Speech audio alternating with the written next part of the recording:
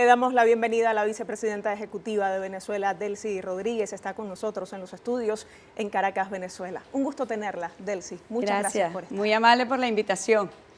¿Cuál es el mensaje y en qué podría resumirse para los trabajadores, para los venezolanos que escucharon ayer al presidente en esta memoria y cuenta de 6 horas y que tienen, por supuesto, el salario, el ingreso económico como foco principal de sus preocupaciones? Mira, yo no dudo en decir que el mensaje a la nación que dio ayer el presidente Nicolás Maduro fue un mensaje extraordinario, porque, como él lo explicó, venimos de un año bisagra, el año 2023, entre un año previo donde veníamos recuperándonos económicamente, luego de la pandemia, en el marco del bloqueo criminal más terrible que ha vivido nuestra república. Nunca antes habíamos conocido lo que era un bloqueo económico, financiero, comercial. Y en ese marco, justo en ese marco, bueno, Venezuela fue levantando cabeza. Y el año 2023, sin duda alguna, fue un año de avance en el desarrollo económico, de avance en la estabilidad política, social de Venezuela. Y creo que uno de los pilares fundamentales ha sido la unión nacional, los espacios que se dieron para expresar la unión nacional. Y desde esa unión nacional, que lo vimos en el rechazo abrumador del pueblo venezolano contra las criminales y legítimas sanciones, que lo vimos también en esa unión nacional expresada en la defensa de los derechos históricos de Venezuela sobre nuestra Guayana Esequiba. Sobre esa unión nacional, el presidente Maduro se para frente al país, le habla con realidad, le habla con sustento, con bases, le habla con la esperanza que significa el futuro. Y allí lanza para los próximos 7 años unas líneas de transformación, las 7 líneas de transformación. Pero uno de los anuncios importantes que hizo el presidente Nicolás Maduro ayer, sin duda, tiene que ver con el ingreso de los trabajadores. Porque la primera víctima del bloqueo criminal han sido los trabajadores de Venezuela, los trabajadores y las trabajadoras, sin duda. Cuando la asfixia más dura se dio, que quitaron, restringieron, suprimieron el 99% de los ingresos en divisa en este país, fue dejar a Venezuela sin nada, absolutamente sin nada. Un país que venía de ingresos anuales en 65.000 millones de dólares, en 56.000 millones de dólares. Recuerdo, llegamos al año 2020 con 740 millones de dólares. Y el año que pasó, bueno, fue un año de avance, pero como lo ha dicho el presidente, aún falta mucho, aún falta mucho. Pero lo que hemos logrado, lo hemos logrado con esfuerzo propio. En el marco del bloqueo, porque hay que decirlo así, las sanciones persisten, el bloqueo de nuestros recursos financieros persisten, más de 22.000 millones de dólares líquidos, que incluyen las 32 toneladas de oro que están represadas, secuestradas en el Banco de Inglaterra, persiste. Esa realidad no ha cambiado. Pero en el marco de esa realidad, el pueblo venezolano ha sabido asumir una postura, no de llanto, no una postura derrotera, sino una postura donde cada quien ha sumado su sacrificio, donde cada quien ha sumado su empeño, su compromiso con el país. Y en el ámbito justamente de la remuneración de los trabajadores, del ingreso de los trabajadores, que fue donde la herida social más crujió, así es, sobre todo en los más vulnerables. Bueno, el año pasado, como lo dijo el presidente, salimos con una fórmula audaz. La presentó el presidente a los trabajadores de nuestra patria y dijo, vamos con un proceso de indexación. Indexación, que quiere decir que el incremento que se le dé a los trabajadores vía ingreso, compuesto por sus distintas aristas, no pierda valor, no pierda valor. Que los $70 que el presidente aprobó el año pasado, compuesto $40 para Cestatic y $30 para bono de guerra económica, se mantuviera en el transcurso y en el devenir del año 2023. Y eso fue acompañado también de una política de control de inflación, donde buscábamos reducir inflación, donde el ciudadano no tuviera que encontrarse con la muy terrible situación de ir a un mercado y que los precios cambiaran permanentemente. Esa política también fue acompañada por estabilidad cambiaria, unos números realmente muy importantes. El año pasado fue el año de mayor estabilidad del incremento del dólar.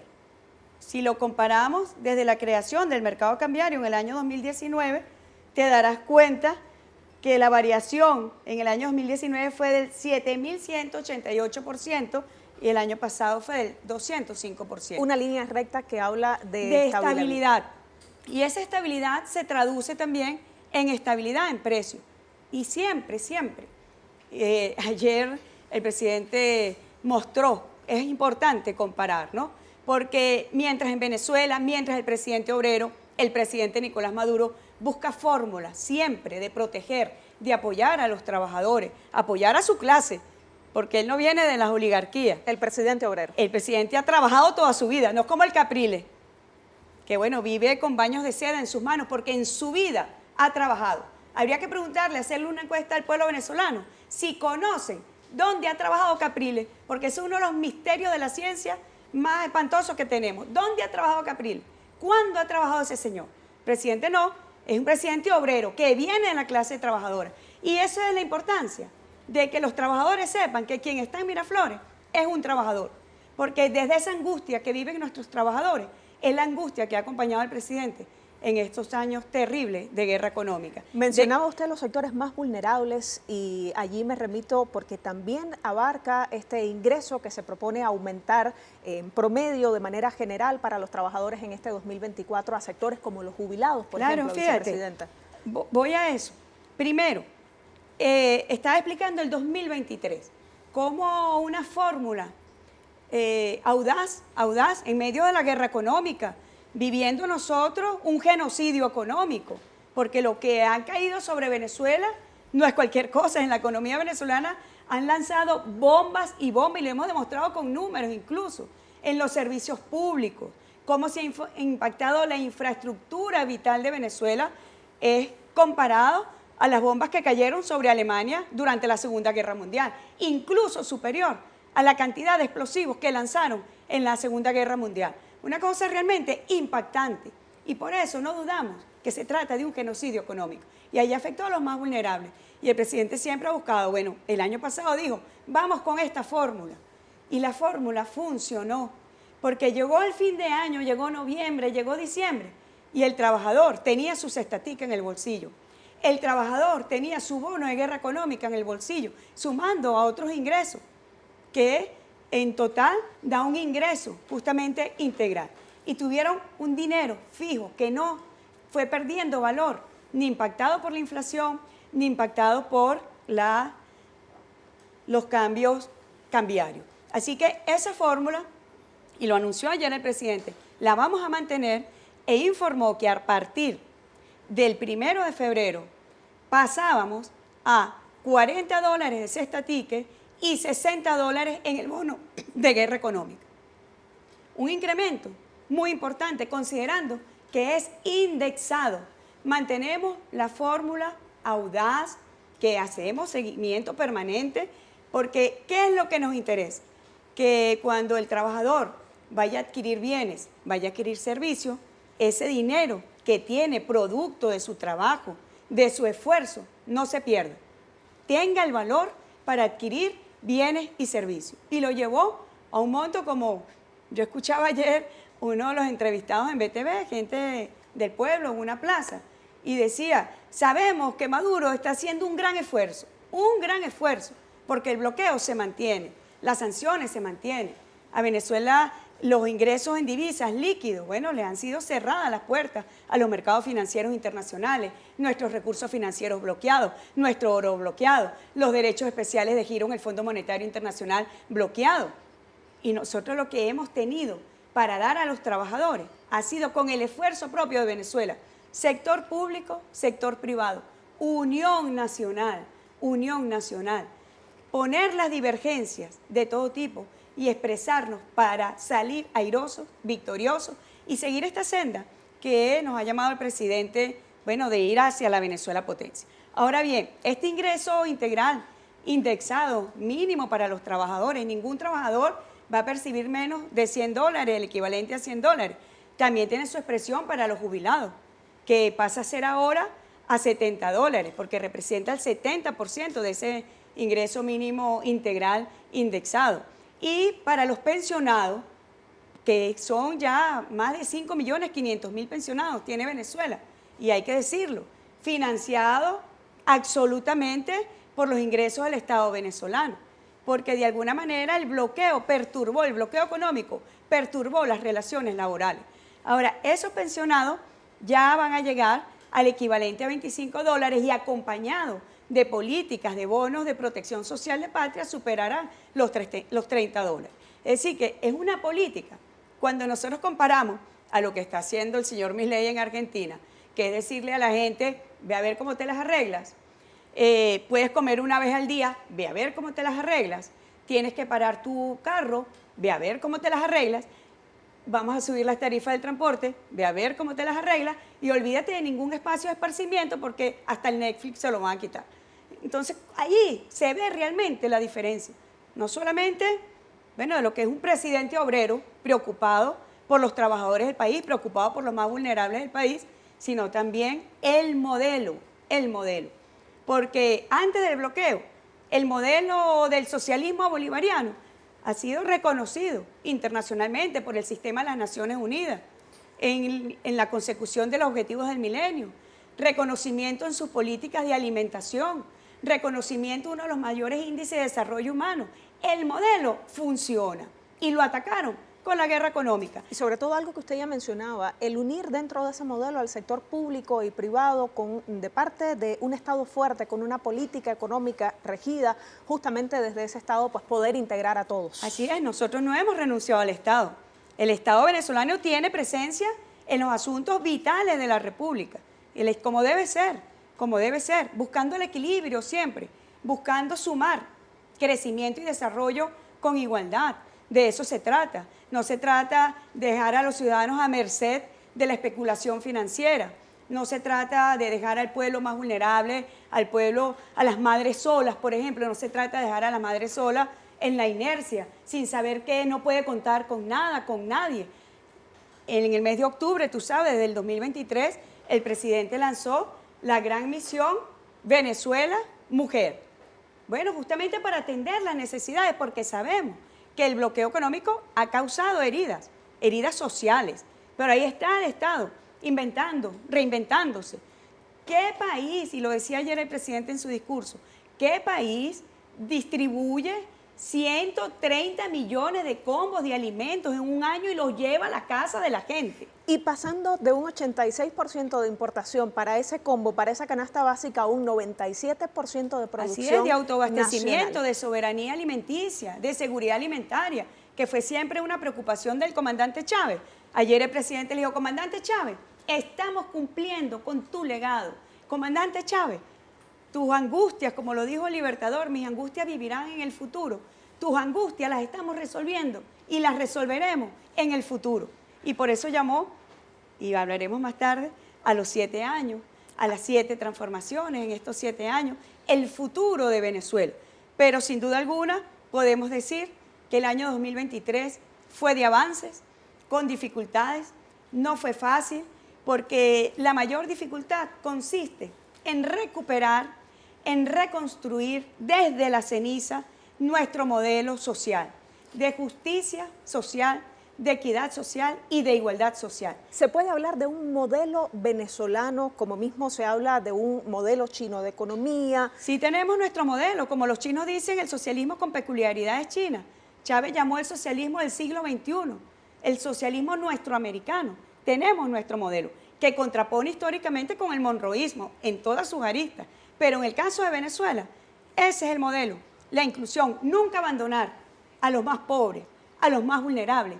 Allí debemos estar, y es el llamado que ha hecho el presidente al funcionariado, a todas las autoridades, al Estado venezolano, local, regional, nacional, a estar allá, en las catacumbas del pueblo, compartiendo sus angustias, resolviéndolas, porque sabemos que el bloqueo, mira, cuando tú estudias el bloqueo en números, ningún país aguanta lo que Venezuela ha aguantado, y lo digo con propiedad desde el punto de vista económico, porque durante la pandemia del COVID-19, año 2020, 2021, las economías más grandes del mundo crujieron y lo que ellos estaban padeciendo era el 5% de lo que el gobierno de los Estados Unidos y sus aliados occidentales aplicaron a Venezuela, porque el bloqueo contra Venezuela fue absoluto, fue veloz, fue rápido, y en menos de 5 años acumularon más de 900 medidas coercitivas unilaterales, sanciones dirigidas al Estado. Fíjate el concepto político ideológico: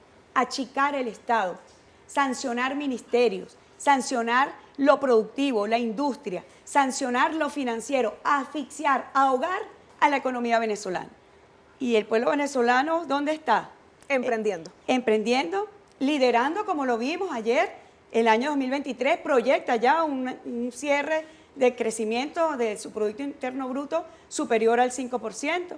Este año nosotros estamos fajados, todos los sectores. Ahí está la Unión Nacional, los sectores productivos privados, los sectores productivos públicos, el pueblo venezolano, los trabajadores, las trabajadoras, para superar un 8% de crecimiento en el Producto Interno Bruto proyectado para el 2024, incluso cifras modestas frente a lo que han proyectado el Fondo Monetario Internacional, que siempre se equivoca con nuestras cifras, o con la CEPAL, lo que tiene que ver el liderazgo de Venezuela frente a los países suramericanos. Bueno, el año 2024 proyecta aún mucho mejor.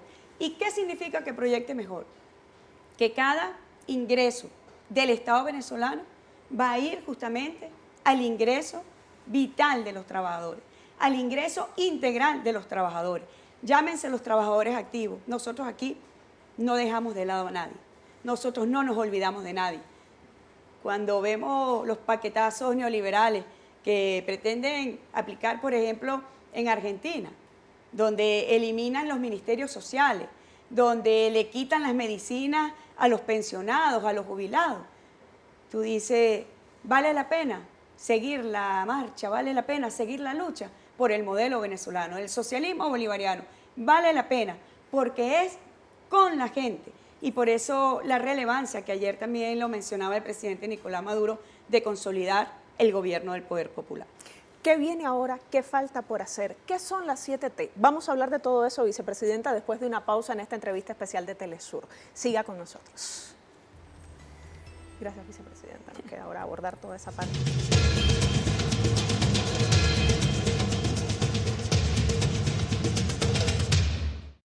Volvemos en Telesur con esta entrevista especial a la vicepresidenta ejecutiva Delcy Rodríguez. Estamos hablando de lo que fue el 2023 para Venezuela, pero también de todos estos años en los que el impacto en la caída del Producto Interno Bruto por las sanciones unilaterales contra el país se hizo sentir en el bolsillo de los venezolanos y también en la producción económica, incluyendo, por supuesto, la producción petrolera. Hablemos de ese aspecto, vicepresidenta, bien importante. Unos números estruendosos que dio ayer el presidente Nicolás Maduro, ¿no? Porque, ¿qué pasó con el bloqueo a la industria petrolera? Entre el 2015 y el 2021, Venezuela dejó de producir la cantidad, casi por poquitos barriles, de 4.000 millones de barriles, equivalentes a los precios del momento promedio a 323.000 millones de dólares que perdió la industria petrolera. Ahora, cada dólar de la industria petrolera tiene un crecimiento en otros sectores de la economía venezolana. Por eso el presidente llama a diversificarnos de la renta petrolera, no solamente para no ser dependientes exclusivamente de la renta petrolera por lo que hemos vivido con el bloqueo, sino para que podamos potenciar otros sectores de la economía nacional en sus 18 motores que tienen amplias capacidades, amplias virtudes de desarrollo y de generar ingresos en divisa al país, ingresos en general, empleo directo, empleo indirecto. Ahora, ¿pero qué pasó con el Producto Interno Bruto?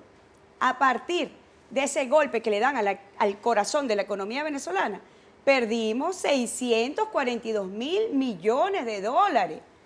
¿Qué país? Pero que salgan los economistas, que tanto les gusta hablar, ¿verdad? Los economistas de la derecha, que tratan de maquillar el modelo neoliberal que es imposible de sostener para dar y brindar felicidad a los pueblos.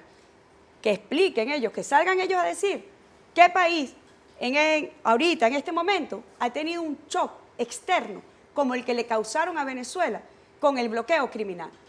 Lo que es perder para una economía 642.000 millones de dólares en todos sus sectores, no solamente en el petrolero, en el no petrolero, en la manufactura, en la industria, en el comercio, en todas sus áreas, construcción, O sea, el impacto que eso tuvo y ha tenido en la economía venezolana solamente puede tener una respuesta que explique lo que han llamado en el exterior el milagro en Venezuela. No solamente tiene una explicación, la unión nacional. La unión nacional. El pueblo venezolano, todos los sectores del pueblo venezolano abocados. Y lo digo, siempre lo señalo frente a los sectores empresariales, frente al sector privado. El esfuerzo que ellos tienen que hacer frente a sectores privados de la región. Por ejemplo, si comparáramos un empresario venezolano con uno de Brasil, con uno de Colombia, el empresario venezolano no tiene las mismas posibilidades de adquirir en el exterior para pagar materia prima y bienes de capital. ¿Por qué? Porque hay un bloqueo financiero contra Venezuela. ¿Y eso es solamente contra el presidente Maduro o contra los ministros y ministras de Maduro? No, eso es todo el país.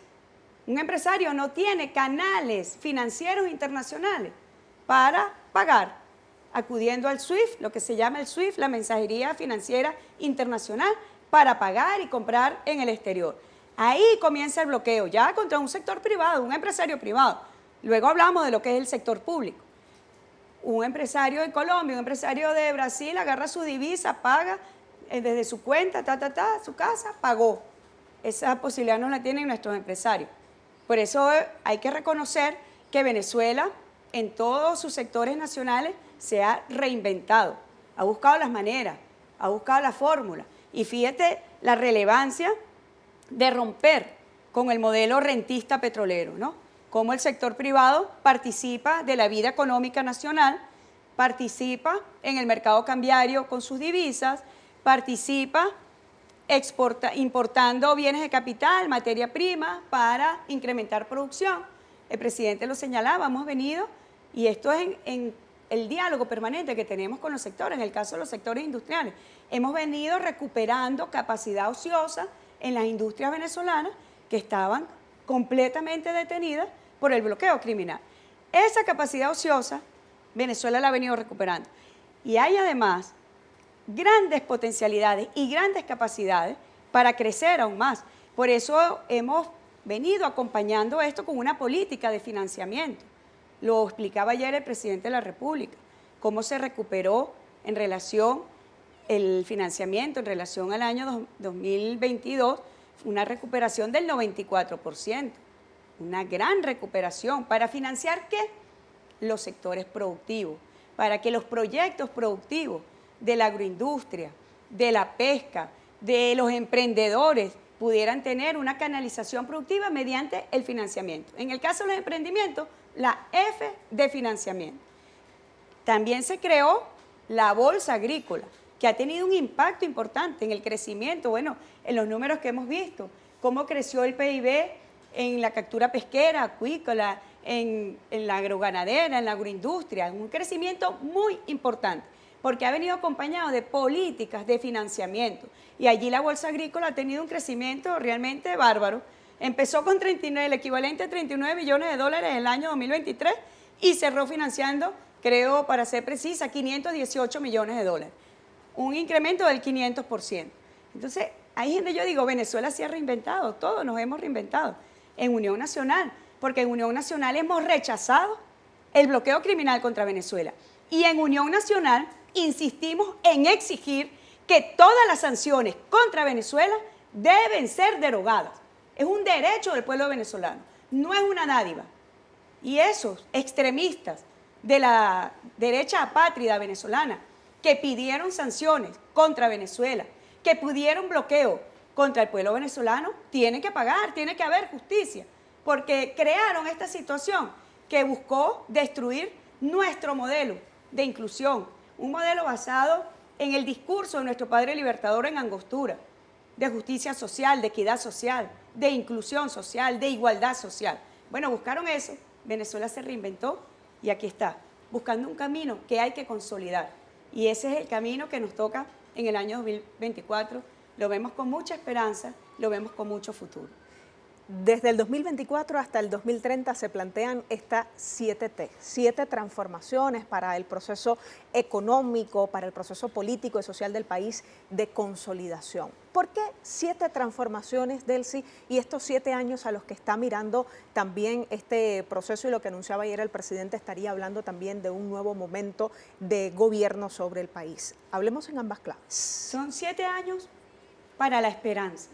Cuando tú analizas cada una de las 7 T, como lo llamó el presidente, las 7 transformaciones. Vamos a transformar a Venezuela en positivo, en la Venezuela en positivo, en la identidad nacional en positivo. Vamos a analizarla. La primera transformación, la transformación económica, el camino que ya hemos andado, más nunca, volver a depender exclusivamente de la renta petrolera. No quiere decir que no vamos a abocarnos al crecimiento de la industria petrolera, claro que sí. Venezuela tiene derecho, es la primera reserva de petróleo del mundo, una de las más grandes de reservas de gas del planeta, recursos minerales de los más grandes del mundo. Venezuela tiene derecho a explotarlo, pero que no volvamos a un pasado donde nos hicimos dependientes, porque nos colocamos en la mira del adversario. Y el adversario dijo, voy allí, al corazón de la economía venezolana, que es la industria petrolera. Bueno, hemos iniciado un proceso de diversificación donde los sectores privados también aporten a la economía, donde los sectores privados no solamente estén usufructuando la renta petrolera, sino que estén aportando sus propios capitales para desarrollar el campo, para desarrollar la industria de la madera, para desarrollar la industria farmacéutica, para desarrollar los 18 motores de la economía que hacen a Venezuela garante de una potencialidad inmensa. Por eso la Venezuela potencia, como está plasmado en el Plan de la Patria. Y allí la transformación. La primera T, la transformación económica. Consolidar este camino de una economía diversificada de cara a diversificar nuestras exportaciones. El año pasado, Venezuela pasó a ser, por ejemplo, el segundo país exportador de camarones a Francia. ¿Y eso se hizo cómo? Con esfuerzo nacional, los sectores privados, acompañados de las políticas integradas en el plan de recuperación económica, políticas de aranceles, de pararanceles, en un régimen de puertos, en un régimen que busque definitivamente, y es una de las leyes que está pendiente para este año 2024, la diversificación y la promoción de las exportaciones no petroleras. Bueno, ese es el camino, es una de las T, la transformación económica. La segunda transformación, la independencia, en todos los ámbitos, en todos los ámbitos. El presidente hablaba ayer de la educación, de la ciencia, la tecnología, la independencia política, económica, todos los ámbitos de la independencia. Y lo vemos porque uno de los sectores más afectados también, además de nuestros trabajadores, los servicios públicos, que son servicios para todo un país, duramente afectados. Y parte de esa afectación ha sido por la dependencia tecnológica, donde los sistemas de bombeo de agua, por ejemplo, prácticamente uno de los países que surte y suministra agua por bombeo, en vez de hacerlo antigravitatorio, está diseñado para depender de la tecnología europea y estadounidense.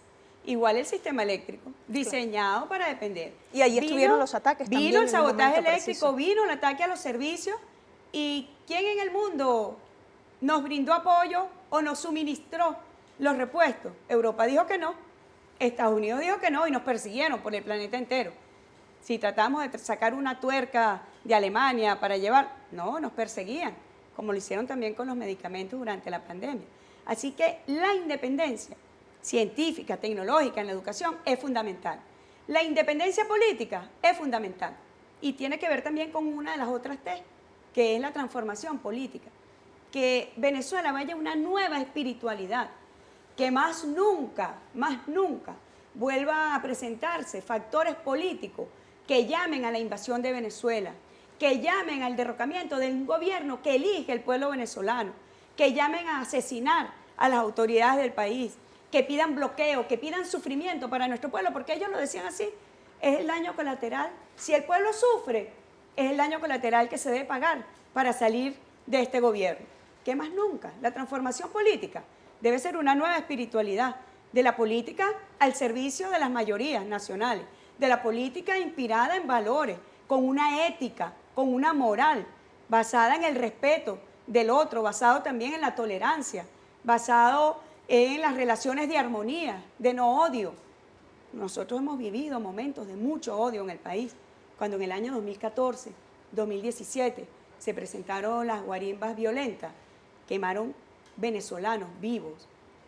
Bueno, esta transformación política que de alguna manera ha venido ocurriendo cuando definitivamente destronamos del Parlamento venezolano en la elección del año 2020, destronamos a la célula más extremista, apátrida y entreguista que ha tenido Venezuela en su historia completa. Ha venido un proceso de recuperación del relacionamiento político, de los factores políticos, de la sociedad venezolana. Una forma de entendimiento. Esa transformación está llamada a darse. Por eso yo digo que la independencia, la transformación política están completamente vinculados. La tercera transformación tiene que ver con afianzar la paz, porque cuando tenemos tranquilidad, muchas veces se nos olvida por los momentos que hemos pasado. Y las políticas de los cuadrantes de paz, de cómo podemos afianzar la paz, la seguridad ciudadana desde una perspectiva de protocolos de respeto de los derechos humanos.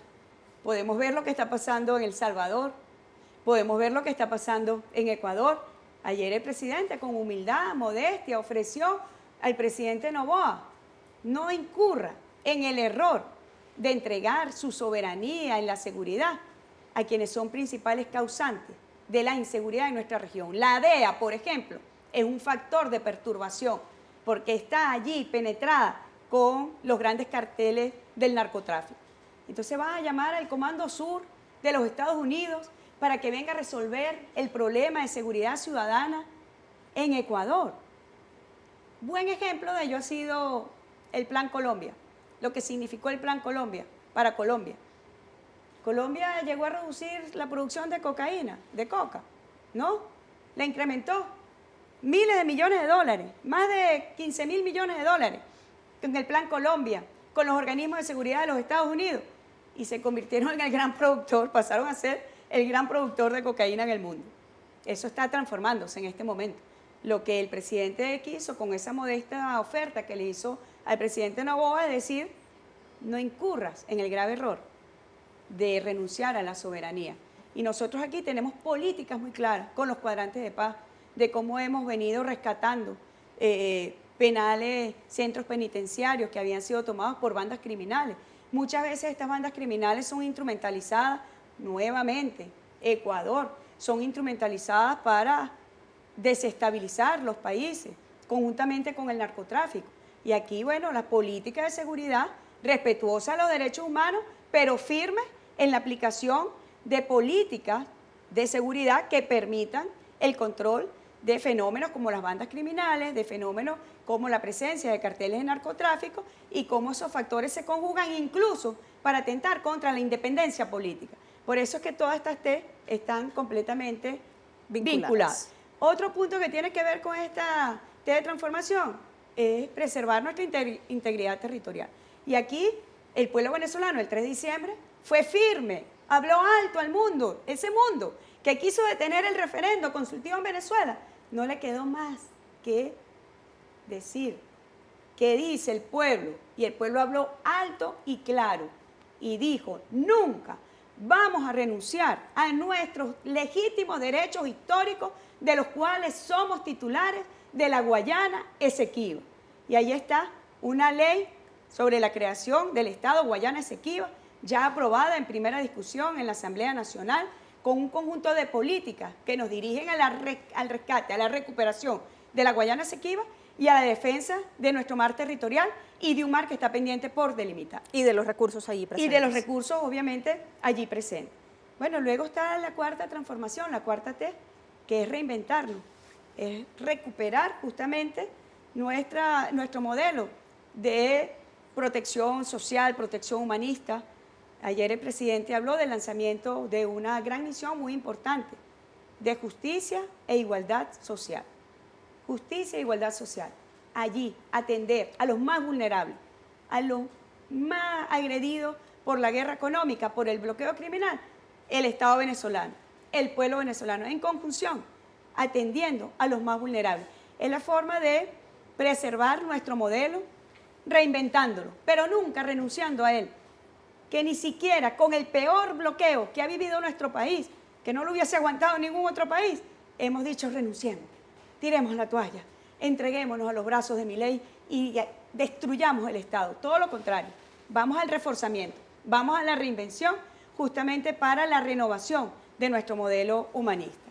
Luego, la quinta transformación es la política, hablamos, una nueva espiritualidad basada en valores, en una ética bolivariana, en una moral bolivariana que permita la convivencia armoniosa de todos los factores, los sectores políticos en la defensa de nuestro país. Luego está la transformación ecológica. Vivimos ya no tiempo ni siquiera de cambio climático. Lo ha dicho el secretario general de las Naciones Unidas. Entramos ya en la era de la crisis grave climática. Hay una emergencia climática, ha dicho el secretario general de las Naciones Unidas. Hay una emergencia climática. Y bueno, a preocuparnos todos y todas. Y por eso Venezuela ha hecho la denuncia sobre la presencia abusiva de esas transnacionales por parte de Guyana en un mar pendiente por delimitar, por el daño ecológico que se está causando en ese mar, del cual Venezuela es dueño, es propietario, pero ellos los están destruyendo. ¿Y quiénes se van a ver perjudicados? Los pequeños estados insulares del Caribe, nuestros vecinos del Caribe. Aquí el llamado es todos actuar, la comunidad internacional actuar, pero actuar de manera no hipócrita, donde quienes ya con su modelo expansivo, capitalista, depredador del ambiente, destruyeron el planeta, ahora dicen, ah, no, la responsabilidad es compartida, vamos todos a entregarnos. No, la responsabilidad es diferenciada. Sobre el norte en relación al sur, que ha sido perjudicado por el norte desarrollista con el modelo depredador sobre el sur. Y allí el plan es muy claro. El presidente Nicolás Maduro presentó un plan. Fuimos a Brasil para la cuenca amazónica, para la preservación de la cuenca amazónica, con propuestas concretas. Deforestación, cero, cero, porque muchas veces se pretende aplicar precios a la vida. Bueno, puedes deforestar el 15%, puedes deforestar el 20%, no, cero, fue la voz del presidente Maduro. Cero deforestación para nosotros preservar el pulmón del planeta, para nosotros tener incidencia sobre los océanos, que son los que permiten el intercambio entre el oxígeno y las emisiones de CO2. O sea, estamos hablando de una dimensión que cuesta decirlo, pero que ya pone en riesgo la preservación misma de la especie humana. No estamos hablando de cualquier cosa, estamos hablando de preservar la especie humana.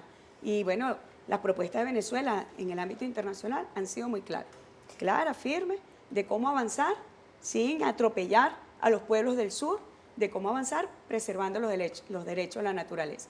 Y la última transformación es la geopolítica. Venezuela, en el marco de la patria grande, sus anillos, América Latina, el Caribe, Suramérica, lo que es sentar raíces sobre el modelo bolivariano de integración, de unión de los países. Es la única vía que tiene América Latina. Una Venezuela que estará con tanta proyección de crecimiento económico para este 2024, a la cabeza de este continente, también encabezará la política de este continente en cuanto a eso que se plantea, esa séptima transformación de un plan de gobierno internacional. Es que nuestra propuesta ha sido muy clara, es muy latinoamericana y caribeña. Nuestra propuesta es que ese crecimiento es para la unión. Ese crecimiento es para que vayamos todos en América Latina y el Caribe con nuestras potencialidades y hagamos, ¿sabes?, compensaciones de las grandes potencialidades. Venezuela, que está en este continente, tiene y sabe que América Latina y el Caribe es la potencia para el mundo. Si tú estudias región por región, sabes lo que representa no solamente nuestra región, sino Venezuela para el mundo, por sus riquezas, por sus reservas, pero también por su concepción del mundo y de la vida. Su concepción del mundo y de la vida. En un mundo donde este año 2024, pedimos a Dios que no sea así, pero es un mundo que va a enfrentar grandes desafíos contra la paz y la estabilidad internacional. Lo estamos viendo. desde los primeros días de enero, lo que ha significado el genocidio en Palestina, cómo pretende el sionismo y sus aliados, cómo pretenden internacionalizar ese conflicto, y ese conflicto va a afectar al mundo entero. Por eso Venezuela no solamente es por sus riquezas, por sus grandes reservas de petróleo, de gas, de oro, de diamantes, de bauxita, de minerales, es también por lo que significa su voz, su mensaje al mundo, de respeto al ambiente, por su voz, por su mensaje al mundo, de respeto a la paz para los pueblos, que cese, por ejemplo, ya el genocidio en Palestina, que cese. Ha sido una cosa vulgar y grotesca lo que ha ocurrido allá y el crimen cometido por los sionistas. Así que, bueno, Venezuela va a seguir apostando porque nuestra región, porque nuestra América Latina y el Caribe sea un gran impulso para la región que estamos llamados a ser, una gran potencia. Pero tenemos que unirnos, tenemos que unirnos. Se avanzó mucho con el comandante Chávez y quienes para el momento presidían países de nuestra región. Se avanzó en unión política, pero falta la unión económica, la más importante y a la que el monroísmo le tiene más temor. Y siempre estaremos allí con nuestros proyectos, sumando integración en infraestructura, sumando integración y unión productiva, llamando a la productividad y no vivir como vive nuestra región. ¿Sabes cuál es el principal factor externo de financiamiento de América Latina y el Caribe? Los migrantes. Hay que darle un giro. Y no los migrantes venezolanos, los migrantes. Son el principal factor de financiamiento externo que tiene América Latina y el Caribe. Así que hay que darle un giro, irnos a los proyectos productivos, porque todos tenemos grandes capacidades. Si sumáramos las capacidades productivas en petróleo, en gas, en litio, en cobre, en agricultura, darle un giro para que esos migrantes movilizados por razones económicas vuelvan a su patria. Ahí está el plan Vuelta a la Patria también atendiendo a esos nuestro plan Vuelta a la connacionales. Patria, así es. Delcy, un año de trabajo entonces este 2024 es lo que se vaticina. Mucho trabajo para la felicidad de Venezuela y siempre nos anima ese futuro y esa esperanza que nos da nuestro pueblo. Principalmente allí nos motiva el pueblo y saber que nos podemos mantener en el legado del comandante Chávez. Vicepresidenta, gracias por esta entrevista, gracias por su tiempo para Telesur. Gracias.